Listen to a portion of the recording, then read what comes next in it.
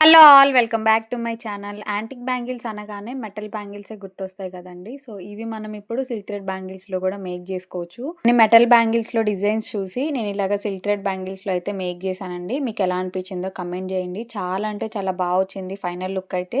కొన్ని సార్లు మనకు కావాల్సిన డిజైన్స్లో మనకు కావాల్సిన సైజెస్లో కొన్ని బ్యాంగిల్స్ అవైలబుల్ ఉండవు కదండి. సో ఇలా గనుక ఈజీగా మేక్ చేసుకుంటే మనకు నచ్చిన డిజైన్లో మనకు కావాల్సిన సైజెస్లో ఈజీగా మేక్ చేసుకోవచ్చు. ఇలా 4 డిజైన్స్లో అయితే బ్యాంగిల్స్ మేక్ చేశాను. ఇందులో నేను యూజ్ చేసిన చామ్స్ వచ్చేసి వినాయకుడి చామ్స్ ఇంకా కృష్ణుడి చామ్స్ అయితే యూజ్ చేశాను.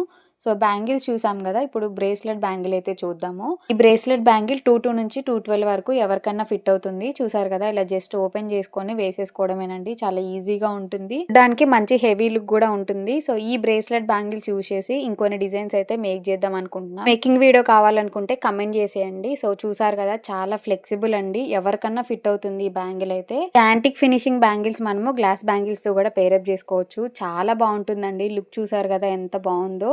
సో ఈజీగా పట్టు శారీస్కైనా లెహెంగాస్కైనా దేనికైనా కూడా ఈజీగా మ్యాచ్ చేసి వేసుకోవచ్చు.